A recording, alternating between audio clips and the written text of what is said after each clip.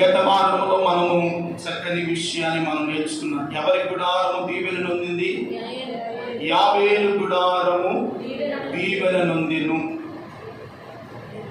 శ్రేష్టమైన విషయాలు పరిశుద్ధాత్మ దేవుడు గడిచిన వారంలో మనకు మాట్లాడుతూ ఆ వాక్యము మనల్ని ఎంతో ప్రభావితం చేసింది.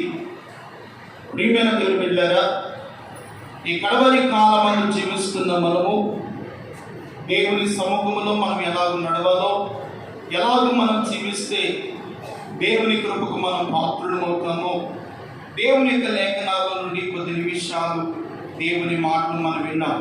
యెహోవా వెలుగులో నడుచుకుందుము రండి. ఈ అంశం ఏమిటి? యెహోవా వెలుగులో నడుచుకుందాము రండి. అంటే మాస్టర్ గారు మేము వెలుగులో నడవకుండా చీకట్లో నడుస్తున్నామా అని బహుశా మీకు ఆలోచన రావచ్చు. ఈ రోజున నేను అనుకుంటున్నా వెలుగులో నడుస్తున్నాం అనుకుంటున్నాం, కానీ మన జీవితాలు ఎలా ఉన్నాయి అంటే ఇంకా చీకటిలోనే నడుస్తున్నాం. మన ఆత్మీయ ప్రయాణం ఇంకా చీకటితోనే ఉంది. ఈ రోజున దేవుడు మనతో మాట్లాడుతున్నాడు, యెహోవా వెలుగులో నడుచుకుందాము రండి. ఎవరితో చెప్తున్నాడో యెషయా ప్రవచన గ్రంథం 2వ అధ్యాయం. యెషయా ప్రవచన గ్రంథము 2వ అధ్యాయం 5వ వాక్యాన్ని చదువుకున్నాం. యాకోబు వంశస్థులారా రండి, మనము యెహోవా వెలుగులో నడుచుకుందుము. యాకోబు వంశమగు ఈ జనము తూర్పు నుండి జనుల సాంప్రదాయాలతో నిండుకొని ఉన్నారు. వారు ఫిలిష్తీయుల వలె మంత్ర ప్రయోజనము చేయుదురు, అన్యులతో సహవాసము చేయుదురు కనుక నీవు వారిని విసర్జించి ఉన్నావు. తరలు వంచండి, ప్రార్థన చేసుకున్నాను.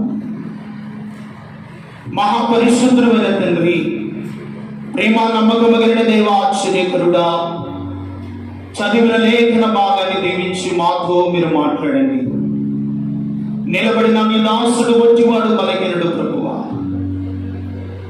ఎలాగో మీ బిడ్డలతో మీరు మాట్లాడబోతున్నారు. ఈ దాసుని మరుగు చేసి మీరు మాట్లాడండి. నీ మాటలకు ప్రతి వారు లోబడడానికి నీ కృప దయచేయి. నీ మాటలకు విధేయత కలిగి ఉన్నప్పుడు మీరు దీవించబడతాం. కనుక ఈ రోజున ఈ స్థలములకు కూడి వచ్చిన బిడ్డలందరితోనూ దూరాన సమీపాన ఉండి అందరినీ మాటలు వింటున్నారు. ప్రతి వారితో మీరు మాట్లాడి నీ వాక్యము చేత మమ్మల్ని ప్రభావితము చేసి నీ రాకడ కొరకు మమ్మల్ని సిద్ధపరచమని యేసు నామమున ప్రార్థన చేస్తున్నాము తండ్రి. ఆమేన్. హల్లెలూయా. మంచిది, జాగ్రత్తగా దేవుని వాక్యాన్ని విన్నారు.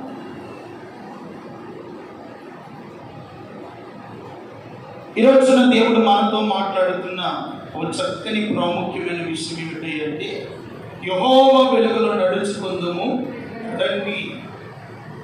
దేవుడు మనల్ని పిలుస్తున్నాడు. ఆయన వెలుగులో మనం నడుచుకుందాము రండి. ఎవరిని పిలుస్తున్నాడంట? యాకోబు వంశస్థులారా. ఎవరిని పిలుస్తున్నాడు? యాకోబు వంశస్థులారా రండి, మనము యెహోవా వెలుగులో నడుచుకుందాము. మనం ఎవరి సంతతి వారము? యాకోబు సంతతి వారం. యాకోబు వంశావళి. వారికి అంటున్నాడు, యెహోవా వెలుగులో నడుచుకుందాము రండి. ఒకవేళ ఈ రోజున దేవుని వెలుగులో నడుచుకుంటున్నామని అనుకోండి, ఇంకా ఆయన వెలుగులో నడుచుకోకుండా, ఆయన మార్గంలో నడవకుండా, ఆయన చెప్పినది చేయకుండా, ఆయన వాక్యానుసారంగా అవలంబించకుండా, ఇంకా ఒకవేళ నువ్వు వెలుగులో నడవకుండా వెలుగులోనే నడుస్తున్నానా భ్రమలో ఉన్నట్లయితే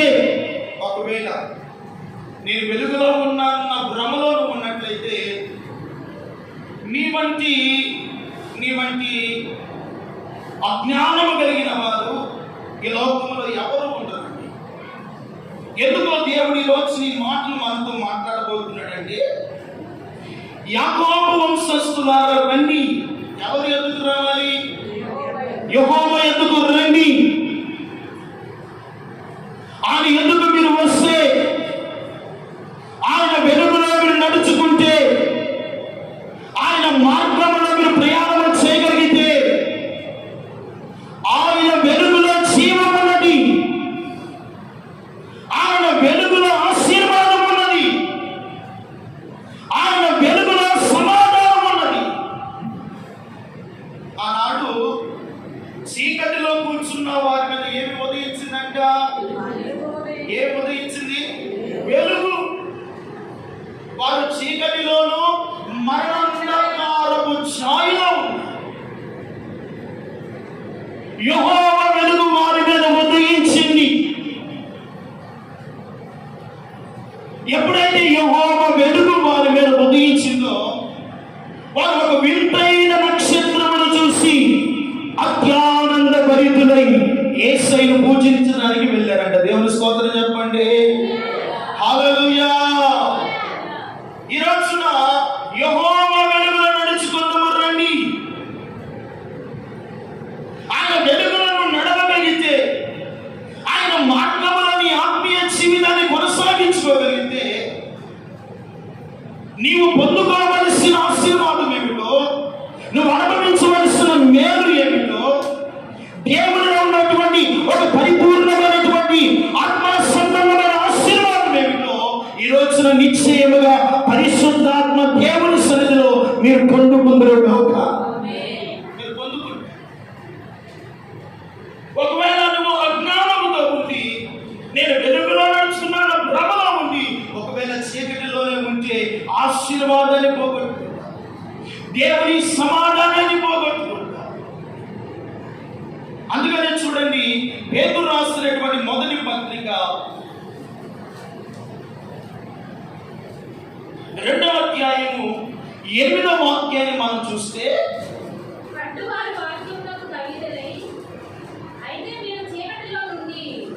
ఇదిగో ప్రతి వాడు వాక్యమునకు అవిధేయుడై ఉండి తొట్టిల్లుచున్నారు, దానికే వారు నియమింపబడుతున్నారు. అయితే మీరు చీకటిలో నుండి ఆశ్చర్యకరమైన తన వెలుగులోనికి మిమ్మల్ని పిలిచిన వాడు, ఆయన గుణాతిశయములను ప్రచురపరచుటకు ఏర్పరచబడిన వంశమును, రాజులైన యాజక సమూహమును, పరిశుద్ధ జనమును, దేవుని సొత్తైన ప్రజలై ఉన్నారు.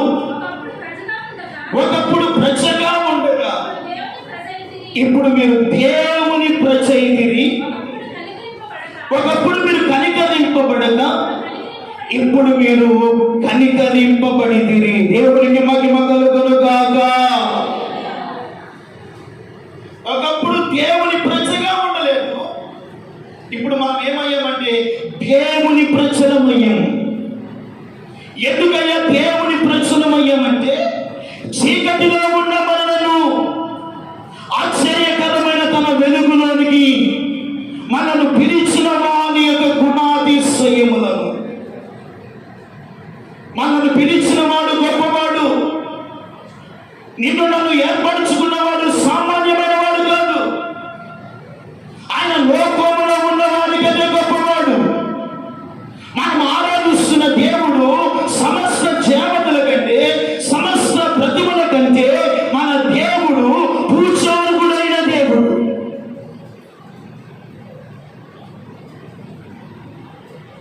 ఆయన మనల్ని పిలిచంట పరిశుద్ధ జనముగా మార్చాడంట. దేవుని స్తోత్రం చెప్పండి. ఎలాగ చేశాడంట? పరిశుద్ధ జనముగా, దేవుని సొత్తైన ప్రజగా చేయబడ్డాకనే ఈ రోజున కొన్ని అవిధేయతలో మనం త్రొక్కిలుచున్నా, వాక్యమునకు అవిధేయులమై జీవిస్తున్న దేవుని యొక్క మహా కనికరము ఈ రోజున మన మీద దిగి ఉంది. దేవుని స్తోత్రంగా చెప్పండి. ఒకప్పుడు కనికరింపబడలేదు, ఇప్పుడు మనం ఏం పొందుకున్నాము? దేవుని యొక్క కనికరమును పొందుకుంటున్నాం, దేవుని యొక్క దయను దేవుని యొక్క వాత్సల్యతను మనం పొందుకుంటున్నాం. దేవుని యొక్క క్షమాను మనం పొందుకొని ప్రయాణం చేస్తున్నాం. కాబట్టి ఈ రోజున వెలుగులో నడవకుండా ఇంకా చాలా మంది ప్రియమైన వారులారా చీకటిలో ప్రయాణం చేస్తారు. వారి ఆత్మీయ జీవితాన్ని చీకటిలో ముగిస్తూ ఉన్నారు. పాపములో ప్రయాణం చేస్తూ ఉన్నారు. లోకముతో ప్రయాణం చేస్తూ ఉన్నారు. అంధకారములో ప్రయాణం చేస్తూ ఉన్నారు. నీ ప్రయాణం ఎలా ఉండాలంటే జీవమైన యేసయ్యతో నీ ప్రయాణం ఉండాలి. దేవుని స్తోత్రం చెప్పండి. ఆయనలో ఏమున్నట్ట? ఆయనలో జీవం ఉందనంట. యోహాను సువార్త 1వ అధ్యాయము 4వ వచనాన్ని చదవండి.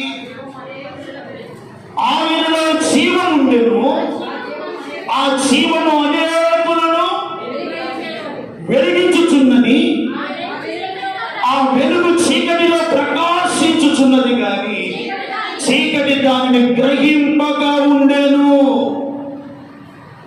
ఆ వెలుగు ఎక్కడ ప్రకాశిస్తుంది? చీకటిలోను. ఆ వెలుగు ప్రకాశిస్తుంది కానీ చీకటి ఆ వెలుగుని ఏం చేయలేదన్నా గ్రహింపలేని స్థితిలో. ఈరోజున మానవుడు వాక్యాన్ని గ్రహించలేకపోతున్నాడు, ఉపదేశాన్ని గ్రహించలేకపోతున్నాడు, దేవుని యొక్క నియమ నిబంధనలు గ్రహించలేకపోతున్నాడు.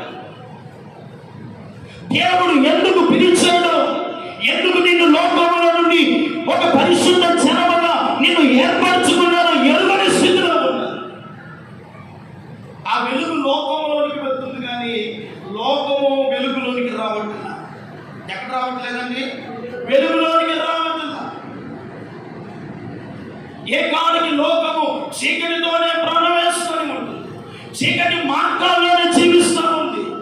అందుకనే యాకోబు వంశస్థులారా రండి, మనము యెహోవా వెలుగులో మనము నడుచుకుందుము.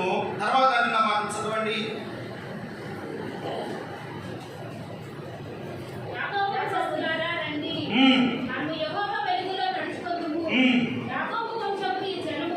యాకోబు వంశము ఈ జనము తూర్పు నుండిన జనుల సాంప్రదాయాలతో నిండుకొని ఉన్నారు. ఈ రోజున వెలుగులో ఉంటున్నారు కానీ వాళ్ళు ఏమంటున్నాయి? ఈ లోక సంబంధమైన సాంప్రదాయాలు, ఈ లోక సంబంధమైన పద్ధతులు, ఈ లోక సంబంధమైన అన్య ఆచారాలు, ఈ లోక సంబంధమైన ముసుగులో ఉన్నారు. ఈ లోక సంబంధమైన ముసుగులో ఆనాటి కాలంలో ఉన్న ఇశ్రాయేలు కూడా అదే ముసుగులో ఉన్నారు. దేవుణ్ణి 40 సంవత్సరాలు వెంబడించారు అరణ్య ప్రయాణంలో. చివరికి మోషే సీనాయి పర్వతం మీదకి వెళ్ళాడు, దేవునితో మాట్లాడాడు. దైవచరుడు పర్వతము దిగి కిందకి రాగలేదని జనులు ఆ మోషే అనేవాడు ఏమైపోయాడో మాకు తెలియదయ్యా, అహరోను మా కొరకుని ఒక దేవుని తయారు చేయండి. వారి చెవులకి కాలకున్నటువంటి పోగులు మొత్తం తీసుకుని వచ్చి అహరోను చేతికిస్తే అది ప్రియమైన వల్ల వారు ఆ యొక్క బంగారాన్ని కరిగించగా అది ఒక దూడ బొమ్మ ఆకారంలో వచ్చింది. జనులు ఏం చేస్తారు? ఇదే దేవుడని, ఇదే దైవములని ఏం చేస్తారంట? దేవుని కాకుండా దేవుని కాగలచరులుగా ఉండుకుండా, దేవుని ఆరాధించకుండా, దేవుని కలిగినటువంటి వారు లోక సంబంధమైనటువంటి ఒక బొమ్మను తయారు చేసుకుని దాన్ని ఏం చేస్తున్నారు? ఆరాధించారు. అందుకని అంటున్నాడు, ఈ లోక సంబంధమైన జనుల సాంప్రదాయాలు దేవుని ఆరాధించడానికి వస్తున్నారు కానీ ఈ లోక సంబంధమైన సాంప్రదాయాలు మాట్లాడలేదు. ఈ లోక సంబంధమైన ముసుగులోనే బ్రతికేస్తున్నాడు. నీ భక్తి, నీ విశ్వాసము, నీ ప్రార్థన, నీ సహవాసము పరిపూర్ణమైనదై ఉండాలి. ఎటువంటిదై ఉండాలి? పరిపూర్ణమైనదై ఉండాలి. గాలికి కొట్టుకొని పోవునట్లుగా ఇటువంటి నువ్వు కొట్టుకొని పోకూడదు. నీ విశ్వాసము, నీ భక్తి, నీ నిరీక్షణతో కూడినటువంటి ప్రార్థన ఎలా ఉంటాయి అంటే ఈ లోక సంబంధమైన సాంప్రదాయాలతో నిండుకోకూడదు. ఈ లోక సంబంధమైన సాంప్రదాయాలను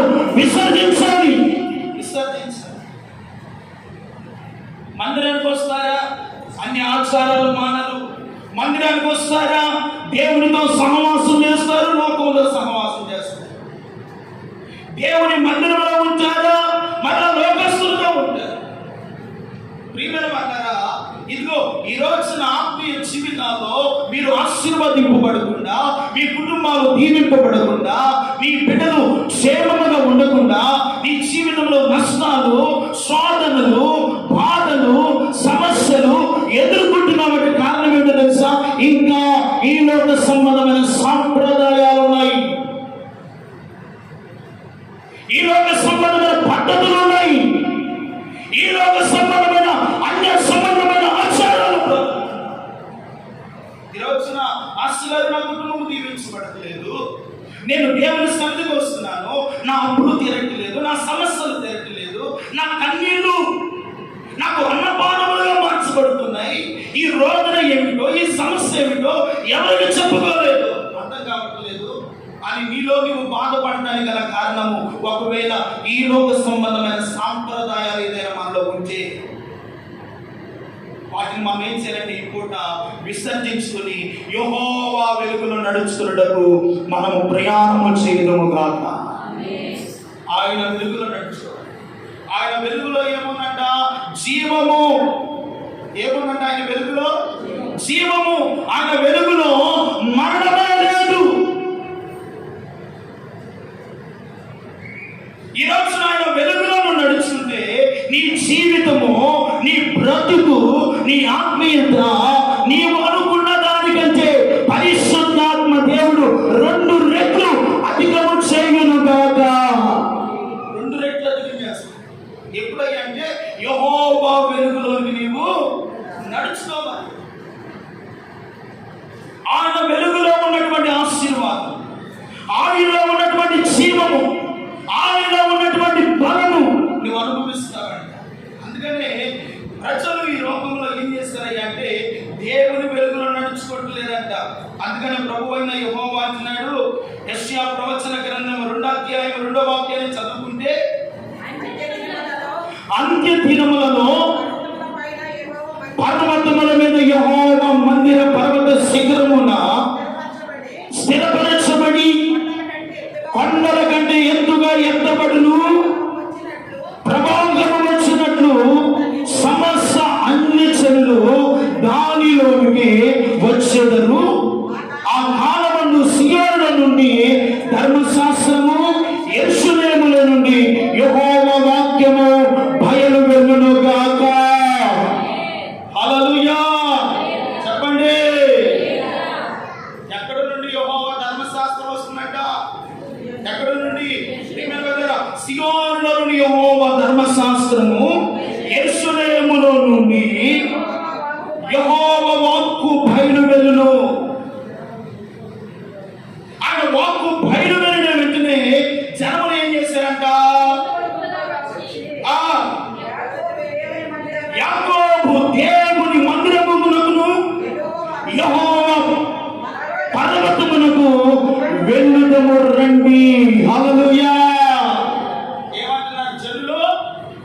ఎప్పుడైతే యెహోవా వాక్కు వచ్చిందో ఆ వాక్కు విన్నటువంటి జనులు అంటున్నారు, వారు సాంప్రదాయాలను, ఈ లోక సంబంధమైన చీకటికరమైన పాపమును విడిచిపెట్టి వారు అన్నాడు, యెహోవా మందిర పర్వతమునకు వెళ్ళుదము రండి. ఆయన మన మార్గముల విషయమై ఆయన మనకు బోధిస్తాడు. మనం ఆయన త్రోవలో నడుచుకుందాము రండి. ఎక్కడ నడుచుకోవాలంట? ఆయన త్రోవలు, ఆయన మార్గములలో. ఎందుకంటే ఎప్పుడైతే ప్రవక్త అయినటువంటి యెషయా ద్వారా పరిశుద్ధాత్మ దేవుడు ఏ రీతిగా బయలుపరిచి రాయించాడో ఆ మాటలు విన్నటువంటి ఇశ్రాయేలు ఏమంటున్నారంటే, యెహోవా మందిర పర్వతమునకు వెళుదాము రండి. ఆయన మన మార్గములను గురించి, మన క్రియలను గురించి ఆయన మనకు బోధిస్తాడు. ఇక్కడ బోధించేది సేవకుడు కాదు, ఆయన సేవకుడిలో ఉండి పరిశుద్ధాత్మ దేవుడే బోధిస్తాడు. దేవుని స్తోత్రం. అందుకని మాట్లాడేది మీరు కాదు, మాట్లాడేది పరిశుద్ధాత్మ దేవుడు. ఎప్పుడైతే పరిశుద్ధాత్మ దేవుడు నీతో మాట్లాడతాడో, దేవుని వాక్యమునకు లోబడి, దేవుని వాక్యమునకు విధేయుడై, దేవుని వాక్యమునకు విధేయురాలువైనప్పుడు ఆయనలో ఉన్న జీవము, ఆయనలో ఉన్న బలము, ఆయనలో ఉన్న పరిపూర్ణమైన ఆశీర్వాదము మీరు నిశ్చయముగా అనుభవించుదురుగాక. అందుకని యెహోవా మందిర పర్వతమునకు వెళుదాము రండి. ఆయన మన మార్గాన్ని, మన త్రోవలను గురించి మనకి ఏం చేస్తాడంట? బోధిస్తాడు. ఈ రోజున మందిరానికి వస్తున్నాము కానీ మన త్రోవలు ఎలా ఉన్నాయి, మన మార్గాలు ఎలా ఉన్నాయి, మన యొక్క విధానాలు ఎలా ఉన్నాయి, మన ఆత్మీయ స్థితిగతులు ఎలా ఉన్నాయి ఆలోచించాలి.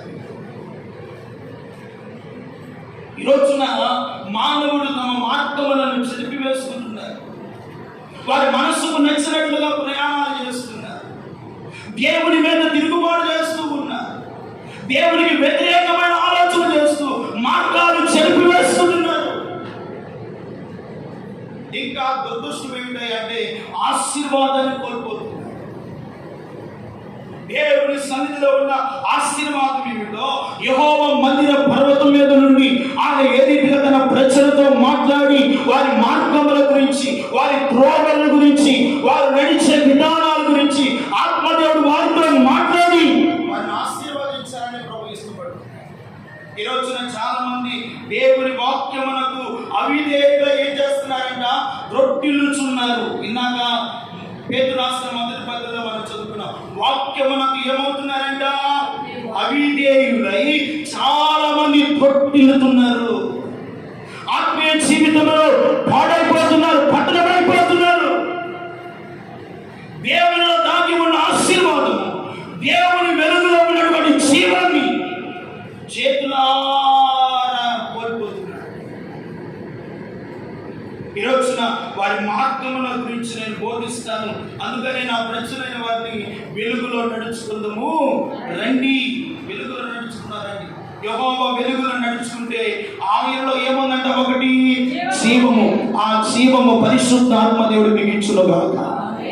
ఆయన వెలుగులో ఉన్న జీవము, సమృద్ధి, ఆశీర్వాదము దైవ సన్నిధిలో కూర్చున్న నీ మీద ఆయన జీవము ప్రజ్వలింప చేయునుగాక. ఆ జీవము నీ శరీర, నీ మూలుగులలోనికి, నీ నరములలోనికి, నీ ఎముకలలోనికి ఆయన జీవము ప్రవేశించునుగాక. ఆయన జీవము ప్రవేశిస్తేనంట ఎండిన ఎముకలు కూడా ఏం పొందుకుంటాయి? జీవాన్ని అన్నాడు. యేసయ్య ప్రవక్త ఆ లోయలో ఉండి పలుకుతున్నాడు, ప్రవచనం ఎత్తుతున్నాడు.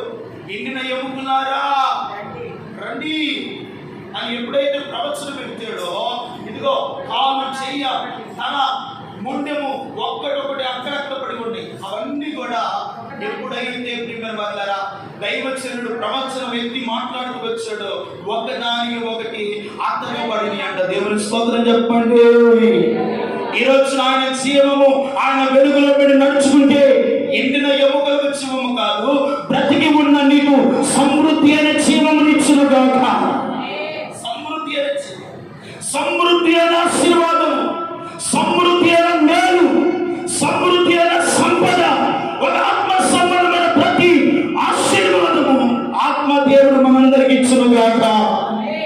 రెండవదిగా మనం చూస్తే ప్రియమైన వాళ్ళరా, రెండవదిగా చూస్తే అదే యెషయా గ్రంథము 29వ అధ్యాయము 2వ వాక్యాన్ని చదువుకున్నాం.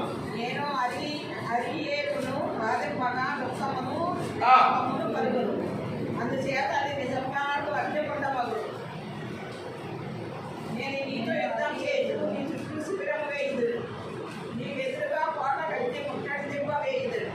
అప్పుడు నేను అనుకోబడి నేల నుండి 29వ అధ్యాయము 15వ వాక్యాన్ని చదువుకుంటాం. తమ ఆలోచన యెహోవాకు కనబడకుండా లోపల వాటిని మరుగు చేసి చూచుకుని వారికి శ్రమ. మమ్మల్ని ఎవరు చూచెదరు? మా పని ఎవరికి తెలియను అని తమ చీకటిలో తమ క్రియలను జరిగించుకు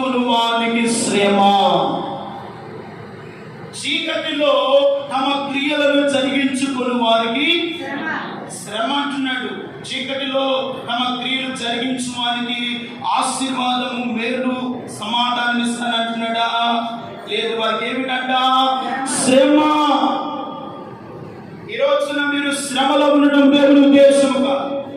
ఈ రోజున దరిద్రతను అనుభవించడం దేవుని ఉద్దేశము కాదు. ఈ రోజున రోగాలతో, రుగ్మతులతో, శాపముతో, దరిద్రతతో, ఓటమితో, రోగాలతో జీవించడం దేవుని ఉద్దేశము కాదు.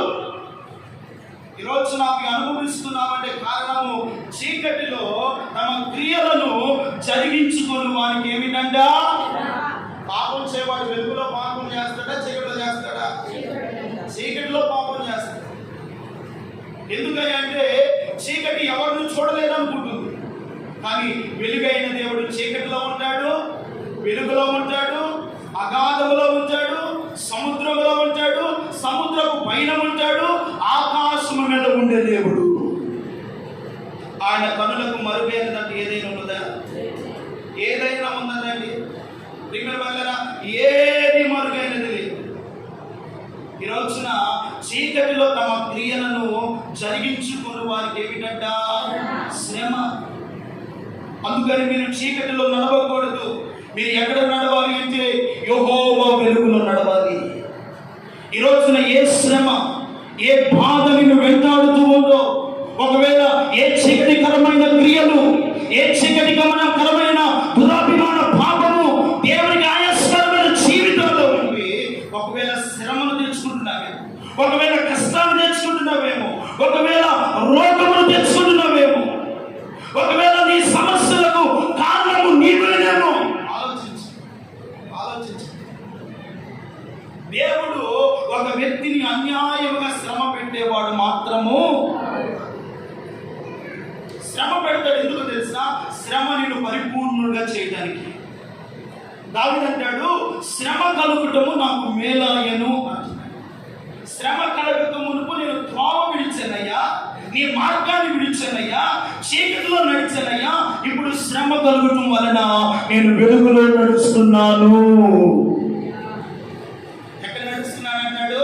వెలుగులో నడుస్తున్నాను, జీవములో నడుస్తున్నాను, సమృద్ధిని కలిగి బ్రతుకుతున్నాను. అందుకే నా గిన్నె నిండి పొర్లుచున్నది. చప్పటి కొట్టి దేవునికి మహిమ కలుగునుగా. శ్రమ కలగడం నాకు మేలాయన, ఒక ఆశీర్వాదం అంటున్నాడు. కాబట్టి ప్రియమైన దేవుని బిడ్డలారా, ఈ రోజున చీకటిలో తమ క్రియలను జరిగించుకుని వారికి ఏమిటంట? శ్రమ. చీకటిలో చేసినవి మిద్దెల మీద ప్రకటింపబడుతుంది. ఎక్కడ ప్రకటించబడుతుంది అంట? మిద్దెల మీద. యెహోవా కనులకు మరుగైనదంటూ ఏది కూడా లేదు. యెహోవా నరులను, ఇందాక 11వ కీర్తన అన్నాడు కదా, నరులను ఆయన పరిశీలిస్తూ ఉన్నాడు. వాక్యం చెప్తున్న బెంజమిన్ మాస్టర్ గారు ఎటువంటి వాడు, వాక్యం వింటున్న మీరు ఎటువంటి వారు, నరులను ఏం చేస్తున్నాడంటే ఆయన పరిశీలిస్తున్నాడు. నీకు ఒకటే తీర్పు, నాకు ఒకటే తీర్పు. మార్పు అనేది నీకు ఒకే రాజ్యము, నాకు కూడా. ఇక్కడేదో వాక్యం చెప్తున్నారని నన్ను ఎత్తైన సింహాసనం మీద కూర్చుని పెట్టాడు. అందరికి ఒకే సింహాసనం, ఒకే దేవుడు, ఒకే ఆరాధన. దేవుని స్తోత్రం చెప్పండి. కాబట్టి ప్రియమైన వారలారా, ఆయన నరులను ఏం చేస్తున్నాడంట? పరిశీలిస్తున్నాడు. దేవుని పరిశీలనలో నీ మార్గము యెహోవా వెలుగులో ఉంటే, నీ మార్గము యెహోవా జీవములో ఉంటే, నీ మార్గము, నీ త్రోవలు యెహోవాలో ఉంటే ఏం జరుగుతుందో గొప్ప ఆశీర్వాదాన్ని ఇస్తాడంట. 128వ కీర్తన అంటాడు మొదటి వచనంలో, యెహోవా యందు భయభక్తులు కలిగి ఆయన త్రోవల యందు నడుచువారు ధన్యులు. నిశ్చయముగా నీవు నీ చేతుల కష్టాజితమును అనుభవిస్తావు. చెప్పబడుతూ దేవునికి మహిమ కలుగును గాక. యెహోవా యందు భయభక్తులు కలిగి ఆయన త్రోవలో నడుచుకుని వారు ధన్యులు. ఆయన త్రోవలో నడవాలి, ఆయన వెలుగులో నడవాలి.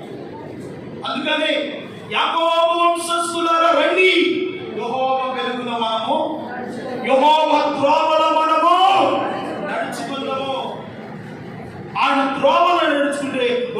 జీవము. రెండవది, చీకటిలో తమ క్రియలను జరిగించుకొని వానికి శ్రమ. అయితే చీకటిలో నుండి ఆశ్చర్యకరమైన వెలుగులోనికి నువ్వు రాగలిగితే, సిలువ వేయబడిన యేసయ్యకు నీ హృదయంలో స్థానం ఇవ్వగలిగితే, వెలుగైన యేసయ్య నీ హృదయంలోనికి రాగలిగితే, నీవు నీ చేతుల కష్టాజితము ఏం చేస్తావంట? నీవు అనుభవిస్తావు, వేరొకడు అనుభవించదు.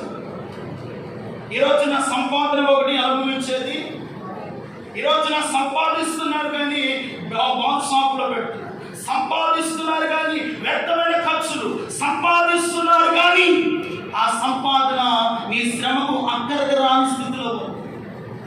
ఈ రోజున నీ చేతుల కష్టాజితము నీవే అనుభవిస్తూ, నీ బిడ్డలు అనుభవిస్తూ, నీ కుటుంబం అనుభవిస్తూ ఆశీర్వాదకరంగా మీరు ఉండాలి అంటే యెహోవా త్రోవలో మీరు నడవాలి. దేవునికి మహిమ కలుగును గాక. ఆయన త్రోవలో మీరు నడవాలంట. అందుకని యోబు గ్రంథకర్త అంటాడు 17వ అధ్యాయము 12వ వాక్యాన్ని చదువుకుంటే 17-12 రాత్రి పగలనియు చీకటి కమ్ముటయ్యే ఎలుగనియు వారేం చేస్తున్నారంట? వాదించుచున్నారు. ఆశ ఏదైనా నాకు ఉండిన ఎడల, ఇదిగో యోబు ప్రార్థన చేస్తున్నాడు, ఆశ ఏదైనా నాకు ఉండిన ఎడల పాతాళమే నాకు ఇల్లని ఆశయే, చీకటిలో నా పక్కను నేను పరుచుకొనుచున్నాను. నీవు నాకు తండ్రివనియు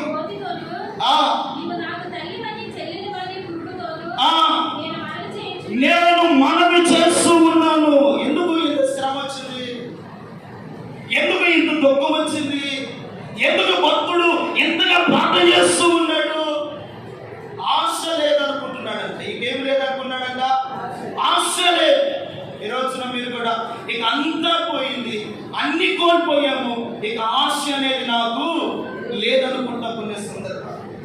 ఈ సమస్య నుండి, ఈ బాధ నుండి, ఈ కష్టము నుండి, ఈ ఆర్థిక సమస్య నుండి ఇక ఆశలేమి నాకు లేదు. ఆశ నాకు ఏది లేదు, ఆధారమే నాకు ఇల్లనియు, చీకటిలో నా పక్కను నేను ఎక్కడ పరుచుకుంటున్నాడంట? చీకటిలో నా పక్కన పరుచుకుంటున్నాడంట. మిగిలిన ఎంత భయంకరమైనటువంటి పరిస్థితుల్లో ఉండి భక్తుడు యెహోవాకు మొరపెడుతున్నాడు, యెహోవా సన్నిధిలో ప్రార్థన చేస్తున్నాడు. ఇక నాకు ఆశ లేదనుకుంటున్నాడు. దేవుడు బిడ్డారా, మన దేవుడు ఎటువంటి వాడంటే ఆశ లేక నిరాశలో ఉన్న వాడికి ఆశను కల్పించేవాడే నిజమైన దేవుడు. చెప్పండి, దేవుని స్తోత్రం చెప్పండి. ఆశ లేనప్పుడు ఆశను కలిగించేవాడే, ఆశను తీర్చువాడే, నీవు అనుకున్నది, నువ్వు తలంచినవి, నీవు ఉద్దేశించినవి నీకు ఇవ్వగలిగిన వాడు దేవుడే. కొన్ని సందర్భాలు మనం ఆశిస్తాం, అవి మన చేతికి అందనప్పుడు చాలా బాధపడ్డాడు. యోబు కూడా చాలా బాధపడ్డాడు. అంతా పోయింది, అన్ని కోల్పోయాడు. శ్రమయే నాకు కారణమైనట్టు, శ్రమయే నాకు మేలు అనుకుంటున్నాడు.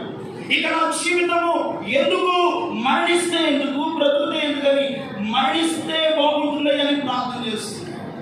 అందుకనే దేవుని వాక్యం అంటుంది, నీ భక్తి నీకు ధైర్యము పుట్టించగా, నీ భక్తి నీకు ఆశను కలిగించగా, నీ భక్తి నీకు జీవాన్ని ఇవ్వగా అని దేవుని ఆత్మ మాట్లాడుతుంటే యోబు మరలా యెహోవా సన్నిధిలో ప్రార్థన చేస్తూ ఉండగా దేవుని శక్తితో నింపబడి ఆయన వైపు తిరిగి ప్రార్థన చేస్తూ ఉండగా యోబును కోల్పోయిన దానికంటే, ఇదిగో పోగొట్టుకున్న క్షేమ స్థితిని మరలా యెహోవా అతనికి దయచేసేను.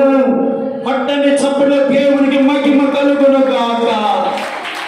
ఏ క్షేమాన్ని అయితే పోగొట్టుకున్నాడో, ఏ ఆశీర్వాదం అయితే పోగొట్టుకున్నాడో, ఏ ఆశీర్వాదం మరలా దేవుడు మాట్లాడగానే యోబు తన భక్తి తనకి ఏం పుట్టించిందంట? ధైర్యము. ఈ రోజున నీకున్న సమస్యలలో, శ్రమలలో, బాధల్లో నీ భక్తి నీకు ఎలా ఉండాలి? విశ్వాసాన్ని పుట్టించాలి, నిరీక్షణ పుట్టించాలి. అప్పుడే కోల్పోయిన క్షేమము, కోల్పోయిన ఆశీర్వాదము, పోగొట్టుకున్న ప్రతి దీవెన దేవుడు మీకు తీసుకొని వస్తాడు. దేవుడు స్తోత్రం చెప్పండి. కాబట్టి ప్రియమైన వారందరూ, ఆయన రాకడ దినాల్లో ఉన్న మనము యెహోవా వెలుగులో ఇచ్చారంట నడుచుకోవాలి. ఆయన వెలుగులో నడుచుకుంటే, ఆయన వెలుగులో ఏముందంటే జీవము. ఆ జీవము మనుషులకు వెలుగుగా ఉంటుంది. ఆ వెలుగు చీకటిలో ఉన్నటువంటి ప్రదేశాల్లో ప్రకాశిస్తుంది, కానీ ఇంకా చీకటి లోకమైన వెలుగులోనికి రాకుండా అంధకారంలో బ్రతుకుతున్నారు, చీకటిలో బ్రతుకుతున్నారు, పాపంలో బ్రతుకుతున్నారు. అందుకని ఈరోజున చాలా కుటుంబాలు విచ్ఛిన్నమైపోవటానికి, చాలా కుటుంబాలు పతనమైపోవటానికి, చాలా కుటుంబాల్లో నెమ్మది లేకపోవటానికి గల కారణం ఏమిటో తెలుసా? వెలుగులో నడవకుండా అయితే ఎక్కడ ఉన్నారంట? చీకటిలో ఉన్నారు. దేవుడు బిడ్డలారా, మన జీవము ఏ పాటిదండి? మన బ్రతుకులు ఏ పాటి అండి? ఏ పాటివి? దేవుని రాకడ దినాల్లో ఉన్నాం. ఉగ్రత దినమున మనం ఏం చేయబడాలంటే దాచబడాలంటే. దేవుని స్తోత్రం చెప్పండి. చూడండి, చెప్పండి. ఆ గ్రంథం 2వ అధ్యాయం 2వ వాక్యాన్ని మనం చదువుకుంటే ఈ మాట చెప్పి నేను ముగిస్తాను. విధి నిర్ణయము కాకమునుపే, యెహోవా కోపాగ్ని రగులు కొనక మునుపే, మిమ్మల్ని శిక్షించుటకే యెహోవా ఉగ్రత దినము రాక మునుపే కూడి రండి. ఇక్కడ కూడా అన్నాడు, ఎలా రావాలంట? కూడి రండి. దేవుని బిడ్డలారా, ఆయన ఉగ్రత దినము రాకముందే మనం ఏం చేయాలంట? యెహోవా మందిర పర్వతమునకు కూడి రావాలి. దేవుని స్తోత్రం చెప్పండి. కూడి వస్తే ఆశీర్వాదము దొరుకును గాక, కూడి వస్తే సమాధానము దొరుకుతుంది. యెహోవా కోపాగ్ని రగులు కొనక మునుపే, ఆయన రాకడ దినము రాక మునుపే ఏమంటున్నాడు? కూడి రండి. ఆయన ఎందుకు రావాలి? మనమందరం ఏకముగా కూడి ఆయన నామమును గొప్ప చేద్దుము గాక. ఏమంటాడు దావీదు? మనమందరం ఏకముగా కూడి ఆయన నామాన్ని ఏం చేయాలంట? గొప్ప చేయదు. ఎప్పుడైతే ఏకముగా కూడి ఆయన నామాన్ని గొప్ప చేస్తూ ఉంటారో, ఆనాడు ఇశ్రాయేలీయులు యెహోవా మందిర పర్వతం మీద వారందరూ ఏకముగా కూడి ప్రభుని స్తుతిస్తూ ఉండగా, ప్రభుని ఆరాధిస్తూ ఉండగా, దేవుని ఆర్భటించి కేకలు వేస్తూ ఉండగా దేవుని యొక్క మహిమతో దిగి వచ్చాడంట. హల్లెలూయా. దేవుడు వారి మీదకి ఎలా దిగి వచ్చాడంట? మహిమతో దిగి వచ్చి ఆయన ఆకాశం నుండి ఆయన బిడ్డలందరినీ ఆశీర్వదించాడంట. దేవుని స్తోత్రం చెప్పండి. మనం కూడా వేగముగా కూడి ఆయన సన్నిధికి రావాలి. వస్తేనంట ఉగ్రత దినమున మనము తప్పించబడతాం, ఉగ్రత దినమున కాపాడబడతాం, శ్రమ దినమున దేవుడు నీకు తోడుగా ఉంటాడు. ఆయన వెలుగులో నడుచుకుందుము రండి అని పిలుస్తాడు. ఈరోజు నా ప్రభు వెలుగులో నడుచుకోవడానికి ఇష్టపడతామా? ఒకవేళ ఇంకా జనుల సాంప్రదాయాలను, ఈ లోక సంబంధమైన పద్ధతులను అనుసరించి దేవుని ఉగ్రతకు పాత్రలు అవుతాము, ఆయన జీవాన్ని పొందుకున్నాము, దానికి ఉత్తరవాదులు మీరే పొందారు. వెలుగులో నడుచుకుంటే మీకు ఏం కలుగుతుంది? ఒకటి జీవం, రెండవది చీకటిలో తమ క్రియలు జరిగించడానికి చీకటిలో కాకుండా దేవుని భయభక్తులు కలిగిన త్రోవలు నడుచుకుంటున్నట్ట నీ చేతుల కష్టాలతో నీవే అనుభవిస్తున్నావు. నీవు దీవెనకరంగా ఉంటావు, ఆశీర్వాదకరంగా ఉంటావు. మూడవది అన్నాడు, విధి నిర్ణయము కాక మునిపే, యెహోవా కోపాగ్ని మన మీద రగులు కొనక మునిపే మనము కూడి యెహోవా యొద్దకు రండి. కూడి వస్తేనంట ఉగ్రత దినమున, శ్రమ దినమున ప్రభువే నిన్ను తప్పించి కాపాడుగాక. ఉగ్రత దినమున మీరు కాపాడబడుదురుగాక. రాత్రి వచ్చిన ఉరుములు మెరుపులు గాలికే తొందరపోయింది, సడన్ గా వచ్చాయి. సడన్ గా ఎక్కడి నుంచి వచ్చిన గాలి, ఆ ఉరుములు, ఆ మెరుపులండి దిగిన వల్ల ఆయన ఉగ్రత దినం ఎంత భయంకరంగా ఉంటుందో. కాస్త ఒక అరగంట వర్షానికి ఉరుములకి మాకు ఏం చేయలేదు, మరుపులు వేసుకున్నాం. ఏందమ్మా ఈ ఉరుములు ఏంటి? పిడుగొచ్చి మా మీద పడ్డట్టుగానే ప్రియమైన వాళ్ళారా, ఆయన కోపాగ్ని మన మీద రగులు కొనకు మునిపే యెహోవా మందిరములకు వస్తే ఉగ్రత దినమున నీ కుటుంబము కాపాడబడును గాక, రక్షింపబడును గాక. ఉగ్రత దినమున నీ కుమారుడు, నీ కుమార్తెలు, నీ భర్త, నీ భార్య క్షేమముగా కాపాడబడును గాక. ఉగ్రత దినమున నోవాహు కుటుంబము కాపాడబడింది. ఎవరి కుటుంబం కాపాడబడింది? నోవాహు కుటుంబము కాపాడింది. రక్షణ మాట వినలేదు, దేవుడు చెప్పింది వినలేదండి. అయినా ఓర్పుతో, సహనముతో, నిరీక్షణతో 120 సంవత్సరాలు చెప్పాడు, అయినా వినలేదు. చివరికి దేవుడిని యెహోవాయే ఓడ తలుపుకు లాకేశాడు. ఒకవేళ నోవాహు జాలి పడతాడేమో, నా మామద్దు వచ్చాడో, నా కూతురు వచ్చిందో, లేకపోతే నా అత్త వచ్చిందో, నా మామ వచ్చిందని జాలి పడేస్తాడని ఏం చేశాడు యెహోవాయే? ఆయన తాళం వేసి, ఆయన తాళం వేస్తే ఎవరైనా దిగలుగుతాడా? ఎవరైనా ఆయన ఓపెన్ చేస్తే ఎవరైనా లాక్ వేయగలుగుతారా? వేయలేదు. అందుకనే ఆ రోజున 120 సంవత్సరాలు దేవుని సువార్త నోవాహు ప్రకటించిన ఉగ్రత దినమున వారు కాపాడబడలేకపోయారు. ప్రచండమైన ఆకాశపు తూములు వెంబడి ఏ నరుల జాతి కానీ, ఏ పురుగు కూడా ప్రియమైన ఏది భూమి మీద కనబడకుండా పర్వతములు సైతమే ఆ జల ప్రవాహం ఏం చేసిందంట? ముంచివేసింది. ఈ రోజున ప్రభు రాకడ దినాల్లో ఉన్న కరువులు చూస్తున్నాం, భూకంపాలు చూస్తున్నాం. ఇగో యుద్ధ సమాచారాలు మనం వింటున్నాం, యుద్ధ వార్తలు మనం వింటున్నాం. దేవుడు అతి త్వరలో రానై ఉన్నాడు. మనము చీకటిలో నడవకుండా ఆశ్చర్యకరమైన వెలుగులో నడుచుకుందాము రండి అని ప్రభు పిలుస్తున్నాడు. నువ్వు ఆయన పిలుపును అందుకొని వెలుగులోకి వస్తే ఉగ్రత దినమున సంఘమంతా కూడా భద్రపరచబడును గాక, కాపాడబడును గాక, నెమ్మదితో దేవుడు ఉంచును గాక.